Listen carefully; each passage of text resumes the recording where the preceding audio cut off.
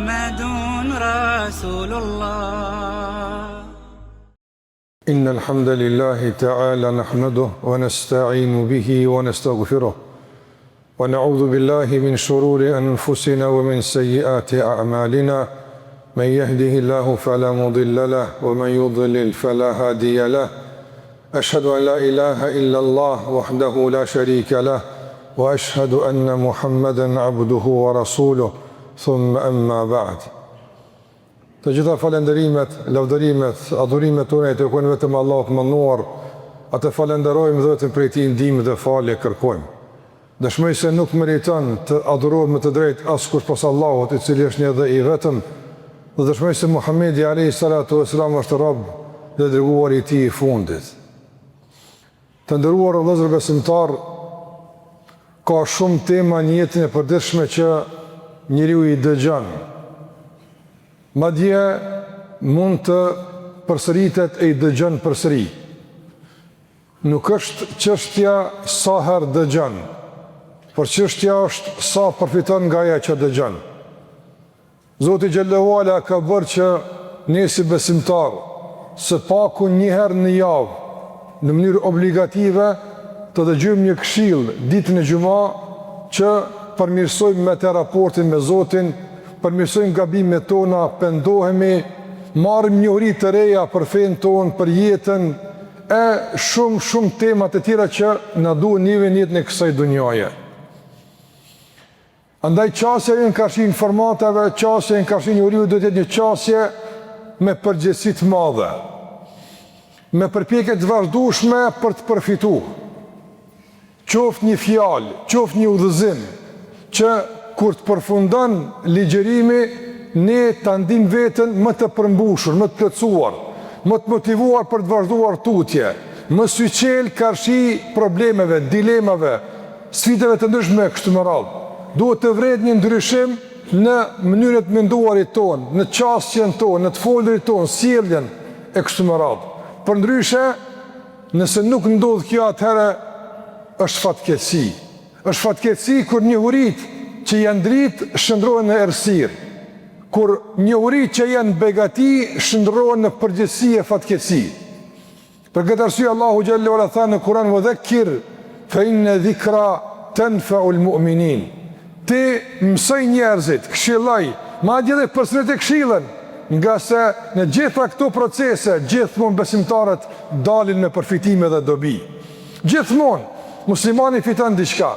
Gjithmonë muslimani del me dobi të caktuar. Madje edhe nëse ka të bëjë me ndonjë hadith, fjalë të pejgamberit që e ka dëgjuar me 10 herë, veç fakti që po dëgjon fjalë të pejgamberit, ai fiton. Fakti që po i mundsohet të thotë salavat mbi pejgamberin kur përmendet emri i tij alayhi salatu wasalam, ai përfiton. E mos lasëm pastaj nga fjalët e tij, udhëzimet e kështu me radhë. Prandaj të ndërozur duhet të jemi më të përgjithshëm, më të vëmendshëm, më të kujdesshëm karshi këshillave, mësimeve që i marrim. Dhe asnjëherë mos të lejojmë që këshillat, porositë të shndrohen në diçka rutinore, teknike, formale, që dëgjojmë e shkojmë e kështu me radhë. E veçanërisht ato që kanë të bëjnë me ditën e xumë. Është një begati që duhet shfrytzuar dhe është një mundësi e madhe që përmes saj mundemi me përfitu dhe me ndryshu.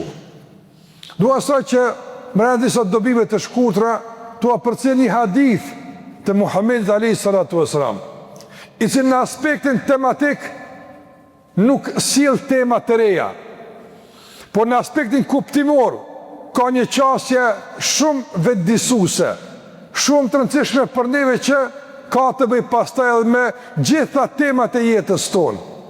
Prandaj temat e hadithit nuk janë të panjohura, por me këto tema mund të kuptojmë gjitha temat e jetës që me to ballafaqohemi apo kemi nevojë për to. Transmeton Imam Buhariu në Sahihun e tij se Muhamedi sallallahu alaihi wasallam ka thënë: "Ni'matani maghbunun fihima kathirun min an-nas, as-sihhatu wal-faragh." Tha Muhamedi alayhi salatu wasallam, janë dy begati, janë dy mirësi që karshi tyre janë të shkujdesur, janë të pavëmendshëm. Shumica e njerëzve, shumica e njerëzve. Cëtë në këto begati? Tha as-sihhatu wal farag. Tha shëndeti dhe koha e lirë. Shëndeti dhe koha e lirë. Qëka në japë ka ditë me kuptu të ndëvëzër? Fillimisht, në japë me kuptu se njeriu është i prirur fatkeqësisht që ti zhvlerëson begatit. Mos ti vlerëson begatit. Mos ti shfryzon si duhet begatit. Andaj kjo hadith na vetë dison, jo veç për 2 begatit në hadith që janë përmendur, por për gjitha begatit që i gëzojmë jetën e kësaj bote, të jemi më të vëmendshëm, më tepër mirënjohës, të kujdesim për shfryzimin e mirëfillt begative, e jo që në fjalurin ton mos të ketë fjalë tjera përveç se ankesave, rënkimeve, mirimeve, lakmive e kështu me radhë. Shiko këtu këtë shpreh që tha pejgamberi sa 2 begati dhe fjala shumica e njerëzve. Do me thonë, pak njerëz janë të vëmendshëm, pak njerëz janë të kujdesshëm. Prandaj ruaju që në çështje të këtilla të bësh si shumica. Shpesh njerëzit rreshtohen me shumicën. Krejt njerëz po bojnë kështu. Të gjithë tash e kanë bë zakon kështu. E çka nëse krejt e kanë bë? A do mos se e kanë mirë? Dhe ka shumë njerëz sot e kanë bë traditë caktuar që gëzimin, dasmën, çka do koft ta bëjnë shpërputhje me udhëzimet e Allahut. Duhet ta bëjmë si ata? Shumica e njerëzve për shembull shfryzojnë pasuri apo e fitojnë në mënyrë të pandershme, atë themi të bëjmë si ata? Shumica e njerëzve ndoshta nuk kujdesen për raportin me Allahun xhallahu ala, duke filluar nga besimi i drejtë, namazi, obligimet e tjera, të bëjmë si ata? Jo të vëllezër. Nuk duhet me ndjek shumicën, nuk duhet me ndjek turmën, por duhet me ndjek dritën, por duhet me ndjek udhëzimin. Prandaj duhesh të jesh i vëmendshëm, duhesh të jesh syqel. E kush të bën vëmendshëm të bën syqel, kush të shkput nga turma, kush të mundson që në mes në errësirësh ta kesh një flakadan të ndezur që me të ashë rrugën, kush ta mundson? Pikrisht njohuria, pikrisht dija që e merr, pikrisht udhëzimi që e dëgjon ditën e xumë apo në ditët e tjera. Prandaj kjo duhet me të bëj që të jesh ndryshe, të dallosh nga ata që nuk e kanë mundësinë të dëgjojnë këshillat e kësaj natyre. Të vlerësosh begatit. Dhe në kuadër të vlerësimit të begative është edhe radhitja e durë begative. Ka begati të rëndësishme, ka begati të dobishme, po ka në mes dy diçka që është më e rëndësishme dhe më e dobishme. Prandaj të ndozë shpeshherë ne duke kërkuar një begati që është e kategorizuar te luksi, humbim begati që kanë të bëjnë me domosdoshmëritë e jetës dhe nevojat e saj. Prandaj duhet me rujt begatit. Begatia e besimit në Allahun xhallahu ala duhet ruajtur si sytë e ballit. Nuk duhet lejuar që ja të humb me çfarë të çmimi qoftë, nga s'është begatia më e madhe. Begatia e shëndetit të ruhet, të kujdesemi, nga se kemi me dhënë llogari për shëndetin tonë. Shikoj sot për shembull sa njerëz të pakujdesshëm janë raport me shëndetin, në konsumimin e produkteve të dëmshme, të pashëndetshme, të ndaluara rrepsisht fetarisht e kështu me radhë. Dhe krejt veprimi ty me ndërtohet në bazën e përgjigjeve e psharake. Jo në kujdesin e shëndetit që realisht në këtë kujdes i thret edhe mendja, edhe arsyeja, por edhe feja e tyne dhe besimin Allahun te barekutaala. Prandaj në raport me begatit ne duhet jemi të kujdesshëm në rangimin e tyne, në vlerësimin e tyne dhe gjithashtu në ruajtjen dhe kujdesin për to. Tha pejgamberi alayhi salatu wasallam, shumica e njerëzve magbunun. Çka magbun? Kjo shprehje që ka në gjuhën arabe që e ka përdorur pejgamberi të ndërvozur e ka domethënë e saj. Është diçka shumë më tepër se shkujdesje. Është shumë më tepër se diçka që tregon pakujdesi. Çfarë kuptime tjera ka kjo? Kuptimi i këndshëm, i lezetshëm i kësaj fjale është pikërisht edhe treguesi i kuptimit të drejtë të komplet hadithit. Tha pejgamberi son, janë 2 begati që shumica e njerëzve i shesin lirë për kurrgjë. Për kurrgjë. Domethënë, sikurse një njeri të ndërvozur me shit një mall të shtrajt me çmim shumë të lirë. Çka i thojnë këtij? Të kanë mashtruar, Për shembull, paramenon njëri ka me shit një makinë, një shtëpi që bën me 10 mijë euro kështu me radhë, ai e shet për shembull për 100 euro. Edhe shkon e u thot njerëzve, dashamirëve, e shite vallai kerrin, e shite vallai shtëpinë. Sa shite kaq, mos vet pas kanë mashtru, pas kanë gëny, a thojnë kështu.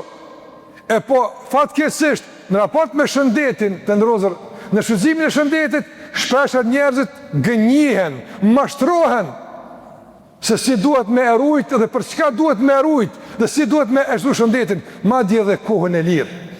Allah në dha shëndetin, Allah në dha jetën që Allahun të adhurojmë, e jo të bredhim rrugëve, e të humbim kohë, e jo të lakmojmë, e jo të vrapojmë pas asaj që nuk na ngop asnjëherë, as nuk na përmbush.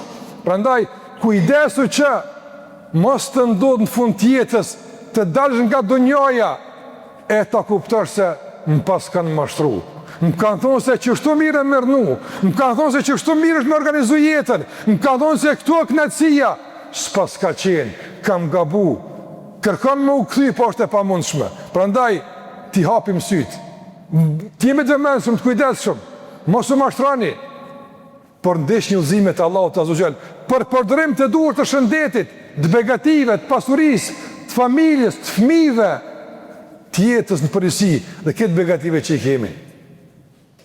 Nga ajo që tha pejgamberi të nderuar gjithashtu të marrim edhe një mësim me rëndësi, se kur tha pejgamberi alayhis salatu wassalam, humbin dhe mashtrohen shumica e njerëzve në raport me çka? Kush e shpërfaq mashtrimin? Kush? Për shembull, të nderuar, nëse ti kthemi shembullit para prak, nëse ti ke shit një kerr shumë lirë dhe jem mashtruar në këtë shitje, kush e shpërfaq mashtrimin? Tregu, apo në treg me paquaj ke shit që kaq. Është një anë e caktuar që gjithmonë duke u krahasuar me atë realitet e kupton a jem mashtruar apo jo. Realiteti i tregut të makinave realisht e tregon çmimin e kerrit të ndryshe. Prandaj tek kur e kupton realitetin e tregut, e kupton sa i mashtruar mjekon. E që kështu të edhe shëndeti, pasuria, koha, jeta jonë. Kush e shpërfaq mashtrimin? Kur e merr vesh njëri se sa i mashtruar ka qenë? Në këtë dunja shpesh edhe jo, por në ahiret. Ahireti, bota tjetër të ndërrozër e shpërfaq sasin, e madhësin, e përmasat e mashtrimit të madhë dhe iluzioneve që njeriu fatkeqësisht e ka humbur jetën e tij në këtë dunjë. Kur e sheh me këtë kohë që e ke pas, me këtë shëndet që Allah ta ka dhënë, sa punë mirë ke pas mundësi me i bë, sa sevapet ke pas mundësi me i fitu, sa grada ke pas mundësi me u ngrit në xhenet, gjitha këto kanë humbur për gjëra të kota, për gjëra të pavlera, për gjëra që janë kalimtare, kalojnë, harron, e atëherë kupton përmasën e humbjes, e huqjes dhe mashtrimit që ke jetu. Prandaj, e vetmja që e shpërfaq realitetin e jetës, realitetin e çfarë do përpjekje, saktësinë e çdo mundin këtë dunjë është shpërblimi i Allahut te barekutaala. Prandaj, ky hadith na mëson që realitetin ta kuptojmë përmes shpërblimit, jo përmes joshës në dunjë, jo përmes epshë knasive, për shkak se epshi shpesh herë krijon mirazhe, krijon mjegulla që na duket se është uji, po kur shkojmë atje e gjejmë thatësi, nuk ka ujë. Ke pa njëri kur lec në vap, e në shkretin, e kështu me radhë, madje edhe në tokat zakonshme, nga etja e madhe i duke se në lartësi caktuar është uji. E Allahu thot, e kur shkon atje, yahsabuhu dham'anu ma'a, e kur menon i etur se atje është uji, atje është freskia, e kur arrin atje, çka gjen? Nuk e gjen ujin, po thot Allahu, wajada Allahe inde, e gjen Allahun që atje gjen Allahun që pa e prat, me dhon llogari për gjitha ato që i ka punit në kësaj bote. E atëherë kupton se sa i mashtruar ka qenë.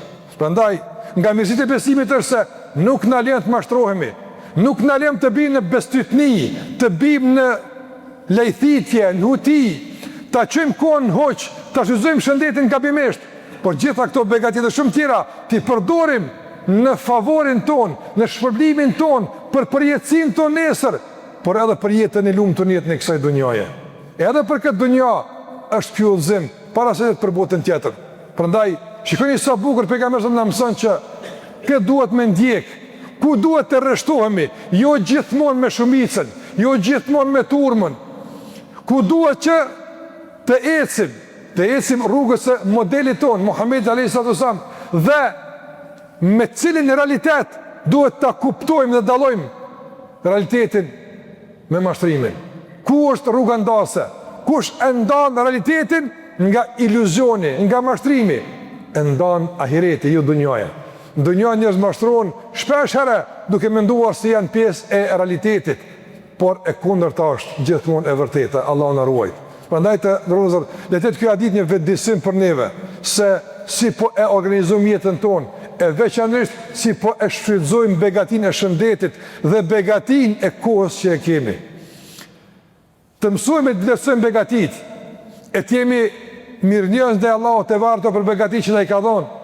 E ato që nuk e kemi, ti trajtojmë me durim, me sabër dhe përpjekje përmes rrugëve të duhura që edhe ato t'i arrijmë. Po edhe nëse nuk i arrijmë, duhet të kuptojmë se dunjaja nuk ja plotson dëshirat kërkujt krejt. Dikush merr diçka, e lën diçka.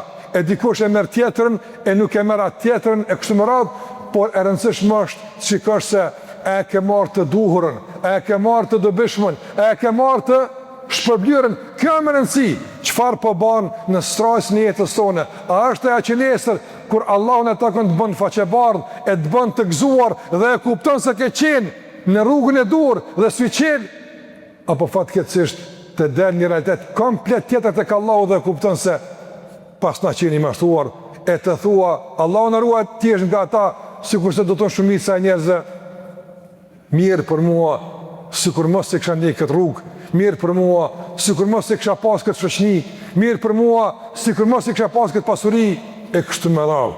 Prandaj që shpëtojmë nga mirimi, nga klithjet, nga vuajtjet, duhet që në këtë dunjë të jemi të vëmendshëm, syçel përmes besimit tonë në Allahun dhe modelit tonë Muhamedi alayhis salam, që ta kuptojmë realitetin e jetës, kuptimin e duhur të saj dhe pastaj ne përputhemi me këtë të organizojmë jetën dhe të japim mundin që në fund të kësaj beteje dhe këtij shtegu të garimit të dalim fitimtar dhe faqebardh ditën e takimit me Allahun te barekuhu teala. Allahu na uzot në rrugën e drejtë. Allahu na përmirësoj gjendjen tonë, na vëdësoj begatitë e mirësitë, e na shtoft Allahu begatitë e mirësitë, na rujt Allah nga fatkeqësitë e sprovat që mund të prekin fen ton, besimin ton, shëndetin, jetën ton e kështu me radhë. Kërkoni falin nga Allahu, nga sa Allah falës.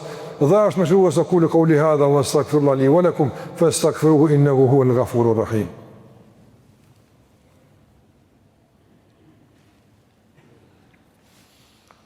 Alhamdulillahi rabbil alamin wa afdalus salati wa atammu taslima ala khairi khalqillahi ajma'in nabiyina Muhammad wa ala alihi wa sahbihi wa sallam tasliman katira. Të ndërozër i ka përmend pejgamberi këto dy begati, shëndeti dhe koha e lirë, nga si janë faktorët kryesor për kontribut. Ka njerëz që kanë kohë, por s'kan shëndet, nuk mund të bëjnë punë mira. Nuk mund të jenë kontribut dënës duata, nuk mund të jenë produktiv aq sa ata kanë dëshirë dhe shpresojnë. Nuk e ka shëndetin, nuk ka mundësi. Sa ka njerëz që kishin pas qef me pas mundësi me bënë një sejdë, po s'u ne bojnë, për shkak të shëndetit që kanë. Do të ti mundësi me bë. Sa ka njerëz që kishin pas mundësi, kishin pas dëshirë që të vinë në xhami, po s'kan mundësi, shëndeti shqiponan. E sa ka të që kanë mundësi, kanë qef, po s'kan mundësi, ti ki mundësi. Sa ka të atil që shëndetin e ka, po kohën se ka, angazhimet e shumëta, dinamika, obligimet e shumëta, nuk gjenë as minimumin e kohës për të punë caktuar që ai ka qef. Ti e ki këtë mundësi, gjeje kohën, gjeje mundësin.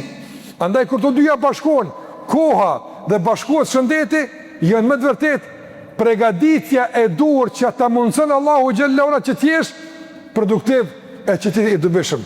E fatkeqësia më e madhe është kur këtë mundësit i ki dhe duhet veç një shkrepje vogël, një hap drejt punës së mirë dhe atë nuk i në gjendje me bo, është padyshim humbje e madhe.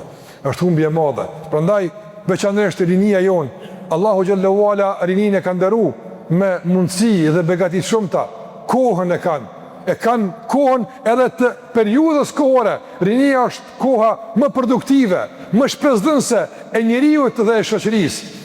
Shëndeti gjithashtu, prandaj ruajeni kohën, ruajeni shëndetin nga gjithë ato që mund të cenojnë, që dobësojnë e pastaj edhe ta zbejnë produktivitetin dhe potencialin e ndryshimit që realisht shpresa e shumë njerëzve dhe duhet jetë ashtu, është tek rinia në potencialin dhe energjin që e kanë dhe në konsultimin dhe përkrahin dhe bashkëpunimin me më të vjetrit që ata e kanë dijen dhe e kanë përvojën. Lësë Allah në manduar që Zoti në e shëndet. Po të në e shëndet që me te Allahu në adhurojmë. Shëndet që me te bojmë mirë. Shëndet që me te sigurojmë të tjetërin se nuk i bojmë keq. E jo e kundër ta.